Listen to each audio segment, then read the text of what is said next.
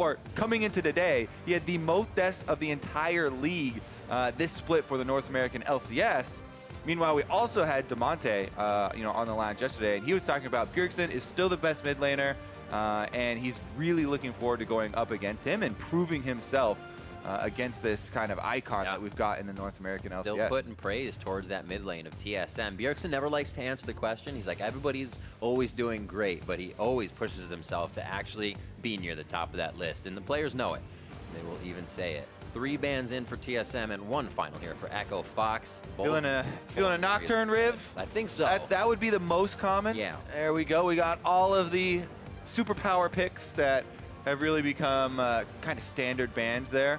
And now it's just about what sort of initiation are you prioritizing. I like Rakan early because you can threaten a Xayah funnel, having Xayah in the mid lane and Rakan trying to get her more money through the jungle and those mid lane minions. Or you can literally just play a standard bottom lane with the Xayah Rakan, or even a different marksman and Rakan. Will it be damage for Dardoch? That Graves would be going in. Looks like Huni's going to pick that one up, may get something for the top lane, or might already just put that support in so they don't get pinched coming out of the first phase. 20 seconds left here for Echo Fox. What do they decide to pick? I always love when people get kind of these signature champions for them. We saw Acadian yesterday on the Graves, and he's a guy who had played tons of Graves, top lane, in the jungle, all over the place, put hours and hours and hours in on that champion, and you can see it on stage. Even if it's been a long time since he's played it, they look so smooth with their animation canceling. They have every single combo down, and Dardoch is another one of those guys that has put tons of hours into Graves, so I always like to see when these guys can get their hands on that champion, and bringing up the possibility of having them with Smite or, funneling them mid. Graves is a possible champion for, putting a lot of money on early as well, because he can actually be very effective building crit as well. We talk about your funnel champ is usually something that you want to scale really well so that the money's going to a good place. And a lot of the changes a while ago to Graves were really empowering the crits and having a lot of damage come through if you go that style. Of course, you can also still just go, the flat damage style and lethality for some early bursts. Whatever they have, they're going to be able to be up in the face of TSM with Galio coming in on that heroic entrance as well. Lucian getting locked in, so we already get the AD within this composition. What are they going to be able to round it out with? And maybe more AD, who knows, in this current meta. 14 seconds as the second ban phase starts, and the first one actually hits up Ashe from Echo Fox. And so far, we are seeing these teams draft according to those styles that we kind of mentioned in the intros here. Echo Fox already 2 short-range AD carries looking to get into the mix like you're talking about. They have a Galio to kind of give them some space, a little bit of zoning in the team fight, add some more comfort for picking up skirmishes as well before they even get to the team fight phase. Lucian, very strong lane, whether he is bottom or they decide to swap him somewhere else. Probably will be bottom there for Altec, but also Dardoch on the Graves will be able to pick those skirmishes. Meanwhile, TSM, they are stacking up a much more kind of standard and very strong and comfortable 5v5 setup here. Mundo, one of the greatest frontliners of all time that we have in the meta right now, and Xayah Rakan, a highly sought after duo. Whether it does go bottom or mid lane, it's probably going to go mid lane because everyone's so enthusiastic about that combo in the mid lane, being that they can clear super fast as far as getting through the jungle and getting back to the mid lane for those minions. Just flying around, trying to see what's still up. That Morgana's banned, as I was thinking that could be one. We still have Vladimir up in the mix, and Altec enjoys his Vladimir. What are they going to pick here with a final? It will be Fang's support, and then we'll have TSM. Sven and Midi here, locking in whatever would be bot. Loving the Tom Kench in this composition coming from Midi, as TSM has played that quite a few times. Swain will be the first. Yeah, probably a bottom lane Swain. As I'm thinking right now, it is going to be a Xayah in the mid/jungle there. And we may see a little bit of the river Rakan, but very well could be just a standard bottom lane. And send that Swain mid now that we do have the Trundle coming in. There we go. Looks like Grig will be able to apply Trundle Ultimate to the Galio, so when they do get to those team fights, shred them up a little bit and it might be Sven back on the Xayah duty. It made for a interesting second phase from Echo Fox. You see the Ashe getting banned. They say, well, yeah, we think, as you said, that Xayah is going mid. There's still a need to ban out the bot lane. But TSM had the chance to say, no, we'll run it. An easy focus, and you're almost wasting a few bans with that one. 50 seconds left on the timer. I think both teams got relatively what they wanted as they get under the rift here. And again, that's why we were so hyped about the flexibility of these early picks, because you can just still have it as a standard bottom lane there. Sven and Mithy, they'll get to try their hand, you know, at the old combo here. This is a super exciting matchup, though. Lucian and Braum, no slouch in the laning phase as well. And we may see the rush for the level 2, because both of these are definitely very powerful in the early game. You really do have to respect the feathers coming out of the Xayah Rakan, though. All right, and it is going to be the Gangplank and to Mundo topside that we have seen go both ways. Gangplank trying to also farm it out and scale up. But some pretty good outplays from Mundo players today so far, Riv. We'll have to see what can happen. A loss for TSM, a loss for Echo Fox yesterday. So both are looking to get themselves on the board. And it's going to be a tough one here. 4-3 as that third place match. Somebody's looking to break away, and somebody has to go away with a 0-2 week. Nobody wants that. All right, a lot of pressure down. Remember, both of these teams are in that fight right now, around the third place spot. The North American LCS is wide open as far as who will represent us at Worlds. You know TSM felt left out, and they definitely want to get there. Onto the Rift, TSM starting on that blue side for this one. The first pick for them was that Xayah Rakan lane that they were able to get, Rakan being the first, and we'll see if Mithy and Sven get a little bit of attention from Greg. We do have those standard lanes going up, so we'll have to see if Altec and Fang want to get aggressive with that Lucian Braum lane, kind of that taster's choice to lock it down early and be aggressive. I especially like invades. When you have a Braum on your team, you know, you're set up with a Graves here.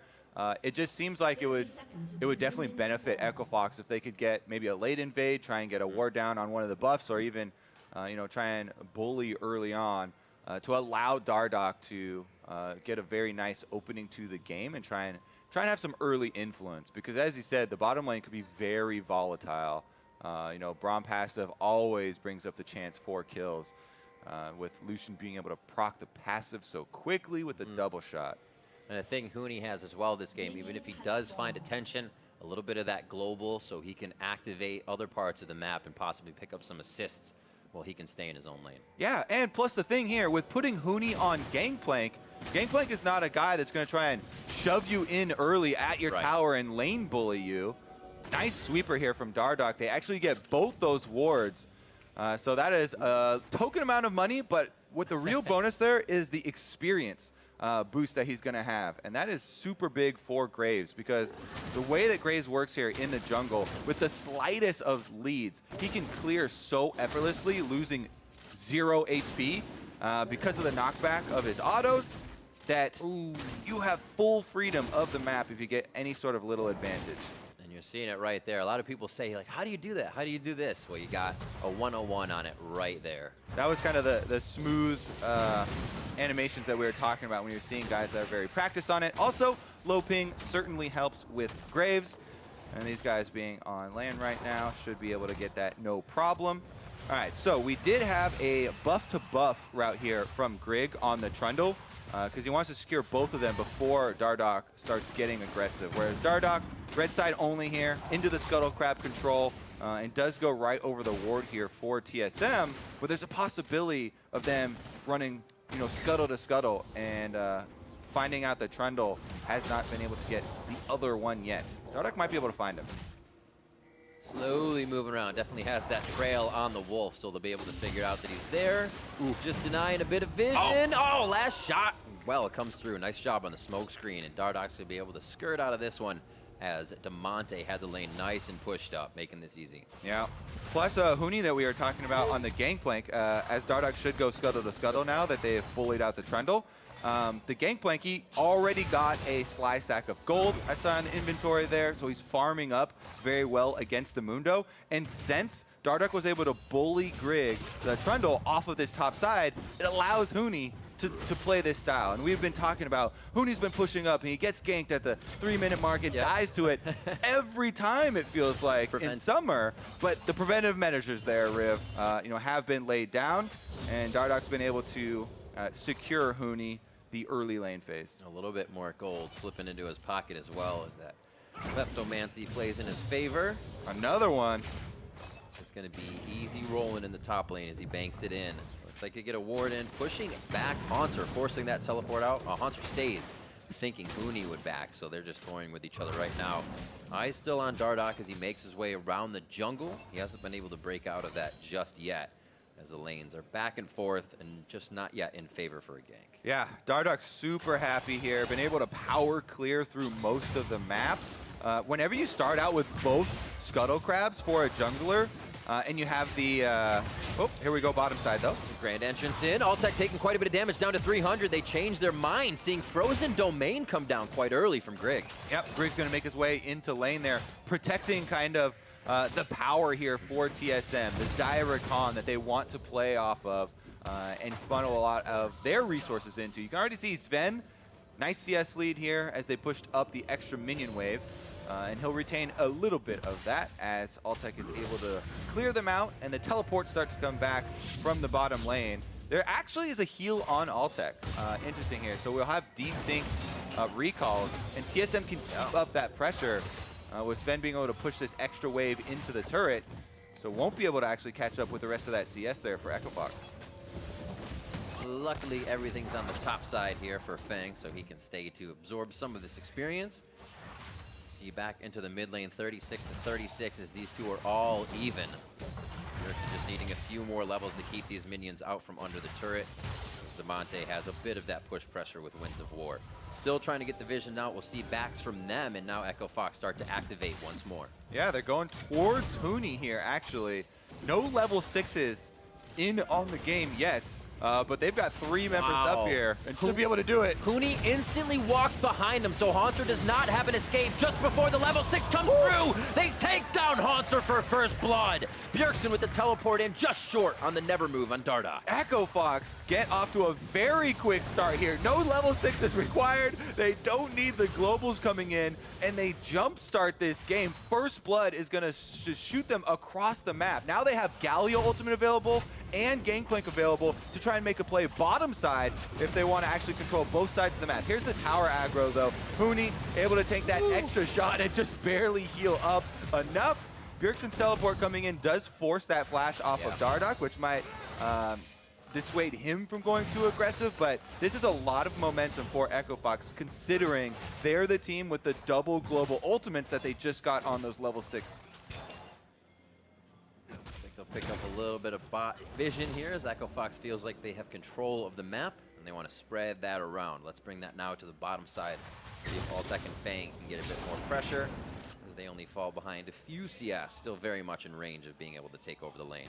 Yeah, and now Grig is faced with a situation here as the Trundle where it's level 6 Graves already. He's got way more money than you. He's going to start to invade you. Whenever Graves finds you, at a buff like this, not only does he have the extra level for a possible outsmite, doesn't even have to do there. The burst is there so big too. Exactly, but he has that range advantage. So if he finds you, he just gets a couple shots off, slowly whittles you down, slows down your jungle, harasses you, and it really takes away from the agency of the TSM jungler here. So all the lanes now from TSM kind of have to keep that in the back of their minds where they're not going to get support, but Dardoch could always be in the wings trying to turn the tides of their matchup. Quick entrance in the middle, taunted down onto Bjergsen. He's going to get out of this one safe, but has to throw the ultimate on, as bot lane also went for a bit of back and forth action across the map.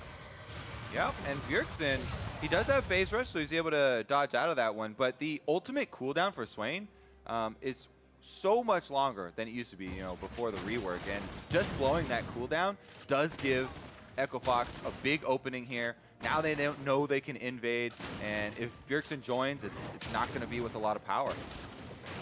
Multiple times now, Echo Fox inside the top portion of TSM's jungle and not allowing Grig to get much of anything. 55 to 38 just between Dardoch and Grig, and the buffs are always going to Dardoch. This is that aggressive style here for Echo Fox, and it paid off because they had Okay, because they had the execution on their early plays man, to back it up.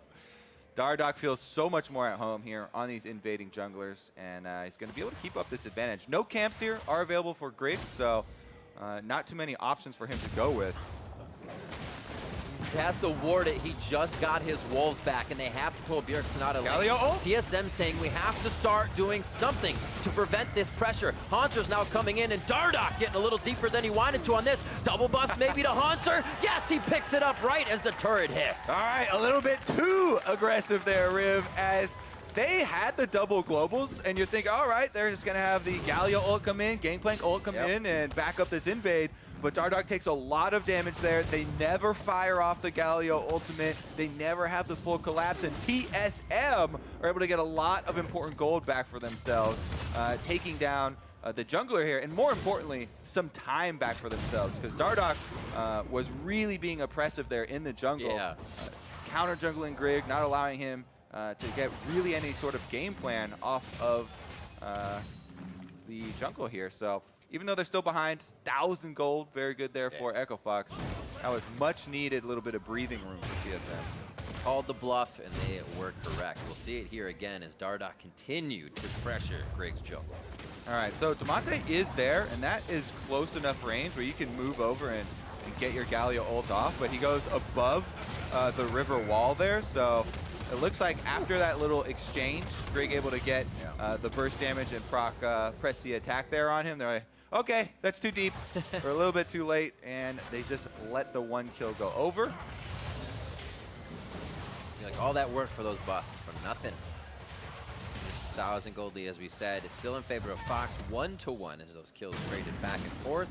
Eventually, Dardoch returns to the jungle. Bot lane crashing in, that teleport affecting the CS a bit. 105 to 90 as Altec can't get back to lane as quick. But they'll use this time to get a few wards down and try and re-control the river. Fang's going to miss that one, and that's going to provide some good information for TSM.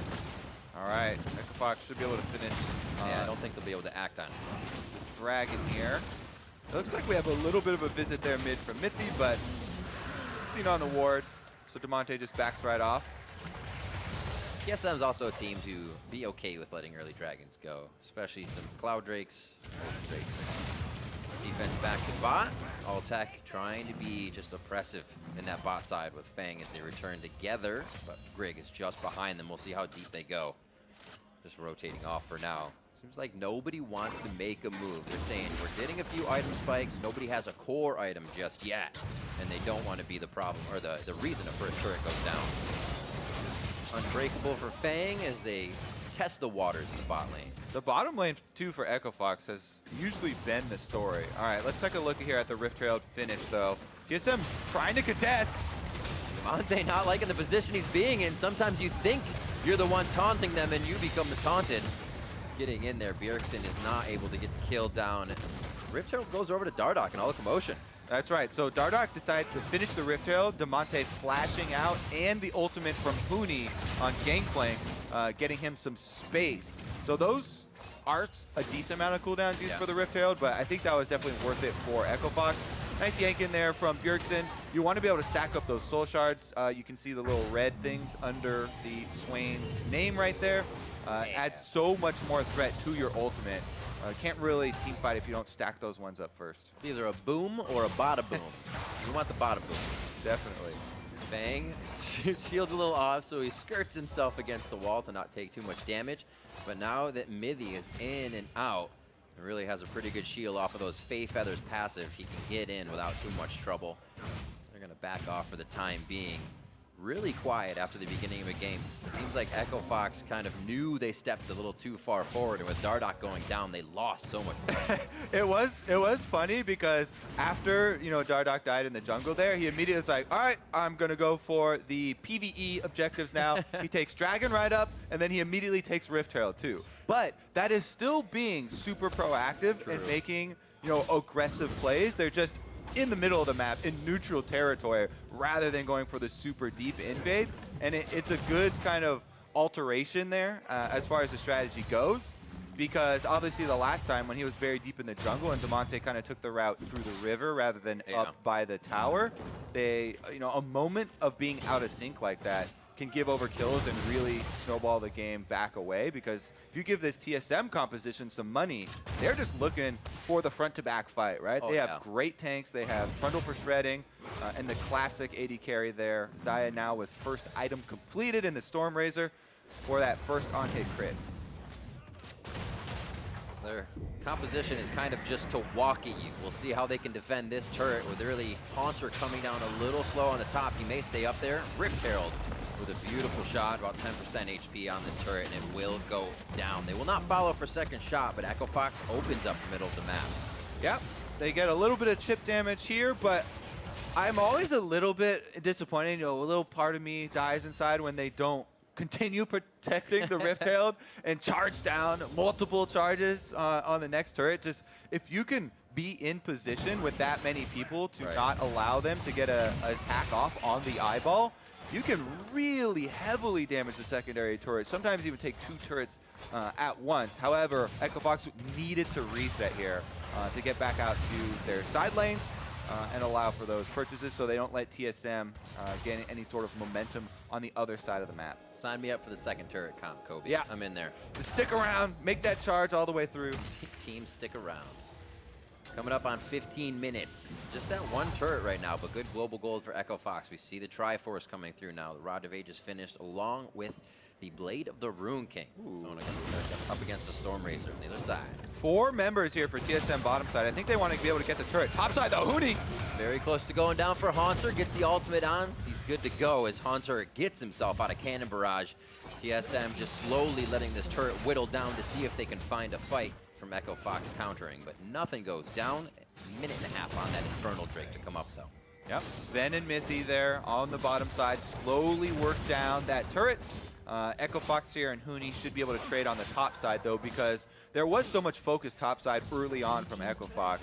Demonte and Dardoch putting a lot of pressure there, and Huni is able to get the turret. He's ahead in gold. He's on Gangplank, you know, a carry, a damage dealer, and Trinity Force has been completed, so this is much more comfort zone for him than we've seen recently. Uh-oh. Coming in, Mithy could get that defense back to Huni, but he gets the charm on. Removes Scurvy, removes the charm, and Dardoch is now in the frying pan. He goes down as Echo Fox once again feels like they're more ahead than they are. Good collapse there from TSM to slap Dardoch's hand while he's got it in the cookie jar once again, and they're able to get a second kill onto the Graves. But this is Red Buff and Huni trying to get some alone time there, 2v1 with Haunter, but they don't account for the rest of the members on the team. Look at the mini-map for this whole replay.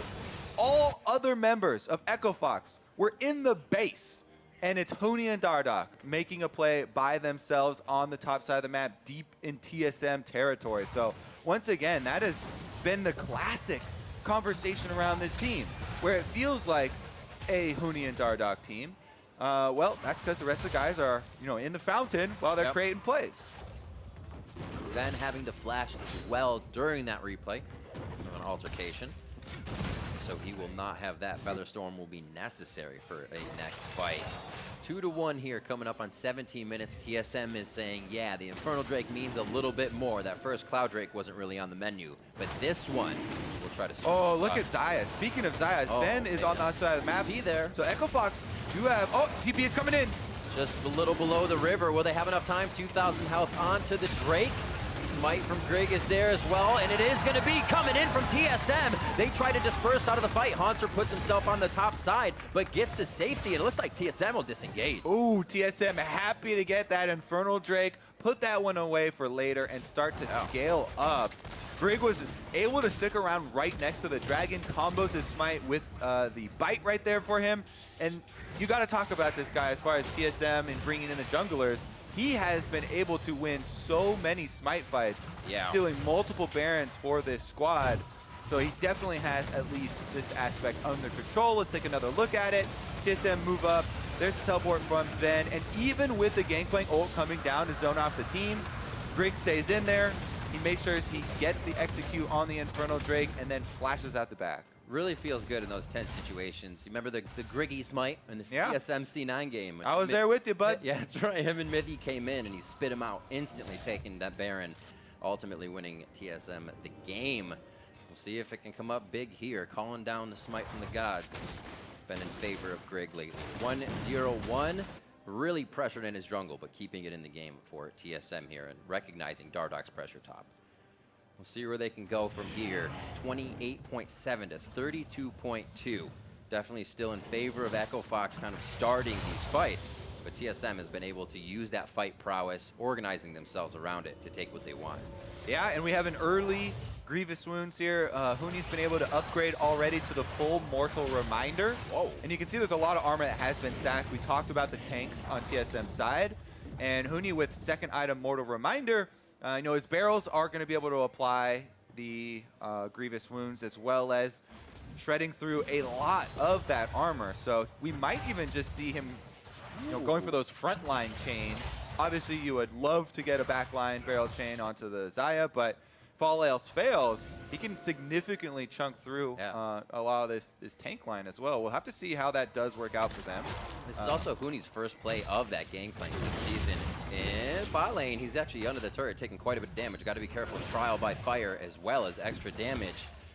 But he has used Fire at Will for the ultimate. Considering these fights will stay in a spot for a longer time, Fire at Will increases the attack speed of Cannon Barrage over the period of time. So with Haunter and Bjergsen wanting to stay there and just be a death ball, that might provide a lot of damage for Echo Fox. Yeah, it's always such a good combo too with the Galio ultimate if they can actually land it. Perfect. Definitely love that one. Defense on the top side for Echo Fox does hold as bottom side they focus down the turret. So now 3 turrets for themselves. All the outers have been taken away. And this is the moment of truth, Riv, because TSM has the defensive side here. They're trying to hold, but they don't have as much defense now to work around with all the turrets down. So they have to worry about people getting caught out. Again, the double globals of Gangplank and Galio, they really have to keep an eye out as far as their positioning. So what is next on the board? Low kills in a game where there's actually been quite a bit of back and forth. It's just each team, as I said, able to get that Drake, back out, maybe a kill top, back out, not much more. Even Echo Fox on the Rift Herald, 1 turret was good enough. They didn't want to push it that much further. 3-1 in turrets, though, means they can start getting the vision in, creating shorter paths between each lane. It means there's a lot more pressure for TSM to deal with. A quick try for the hit onto mid, but he gets the safety. All right. Echo Fox currently pushing all the side lanes up.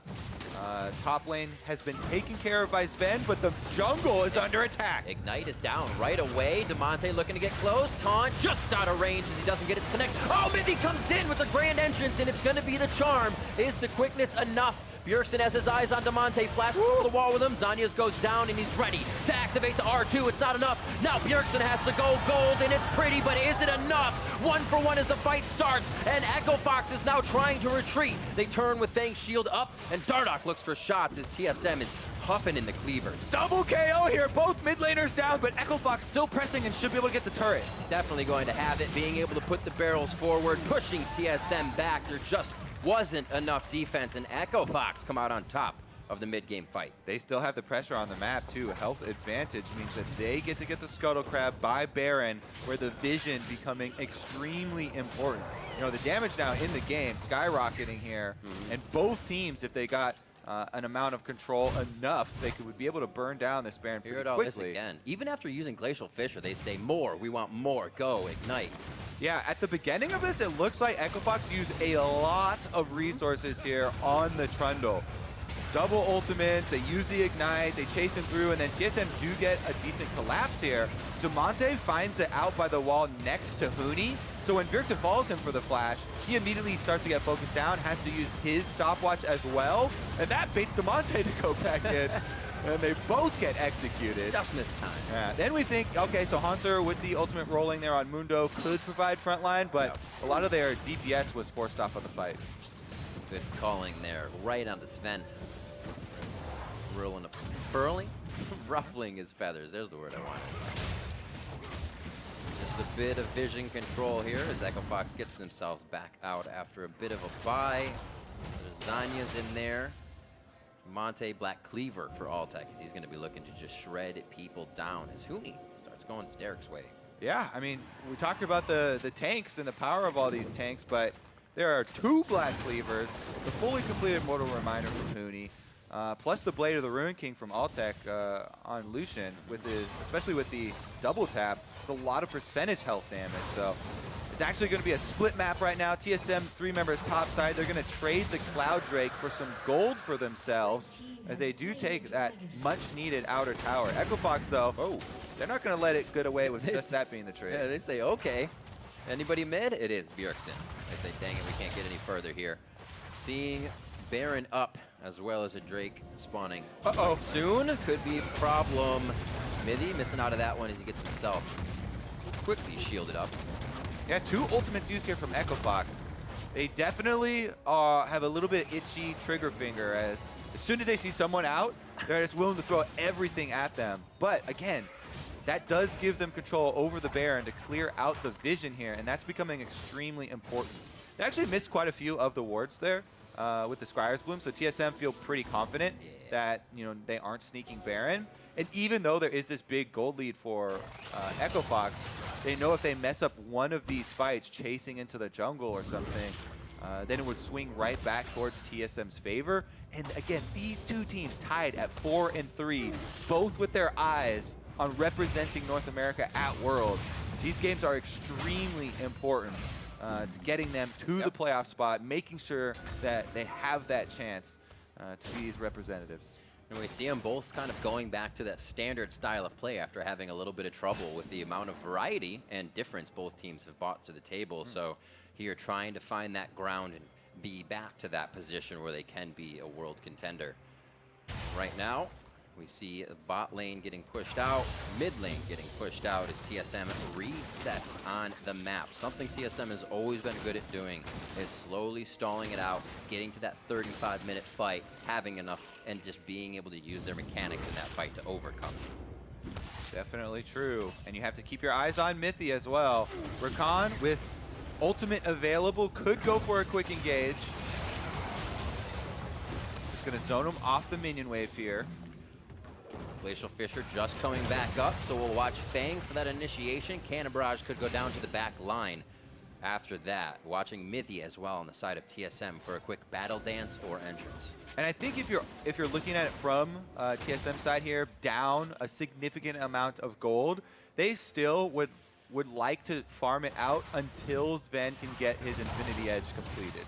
Once they get the Infinity Edge completed and the true damage crits coming through from Sven on the Xayah, that would give them so much more teamfight power. But they need to get him that gold somehow, and they're trying to kind of mine the map right now and open up a spot for him to finish that off.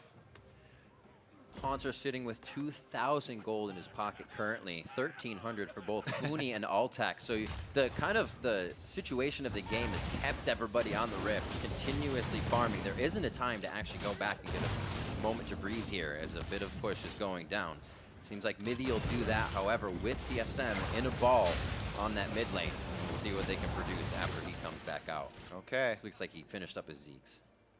Zeeks will also go a long way in empowering Sven to be that DPS output. We'll see, though, because Echo Fox do have a lot of dive available to them. Trying to clear out some more of the vision. Once again, on that ramp up to the Baron, laying down the control wards here. Want some commitment. Let's see some full commitment coming into these fights. Everybody's just playing it very touch and go, knowing one mistake here is going to be an entire lane and probably the inhibitor following up. It gets very tense at these moments. Knight's Vow coming in for Fang as they start to be able to give some resources out. He still has the ability to use his stopwatch. Looking around for any other core buys here. It is up to 1,000 gold for Sven, so he's got a little bit more to go. That another BF sword and he can finish. Yeah, still pretty significant ways then, and yeah, absolutely. TSM are going to feel the pressure for the next couple of minutes. So let's see if Echo Fox can take advantage of that. That's the goal, right? Not slowing down.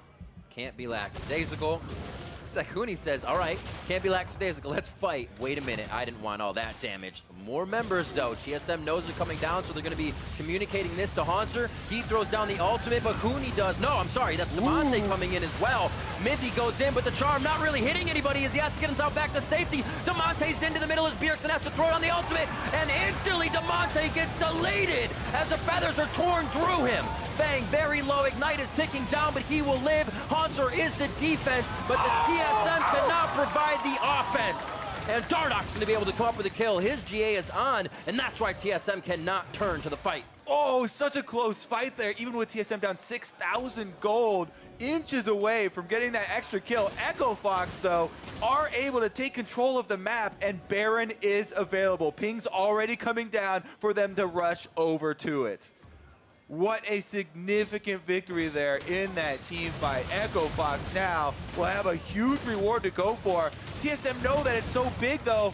Sven teleports in to try and stop them. Could be big. So that's a rapid fire shot for himself. Doesn't want to put too much in. They're actually getting teleported on just to the left. Damonte is going to be able to put up a huge front here. Greg trying to get just in range. This is what we've been praising him about. His flash is up, but he's Huni. 1v1. Fang comes in to help. Sven and Mithy now looking towards the Baron. It goes down in favor of Echo Fox. Hanser teleports in. They want the resulting fight from Baron, feeling the cooldowns for Echo Fox aren't there. And now Hanser is actually going to not be able to help Mithy as he goes down. And Echo Fox make it out with Baron. Oh, you could tell how close they felt that one was. Echo Fox being able to finish up the Baron, though. Mithy wanted some kills to try and take some of those Baron buffs off. Ends up, though, he has no backup from the team. Goes in, dies by himself. Here's how it all started.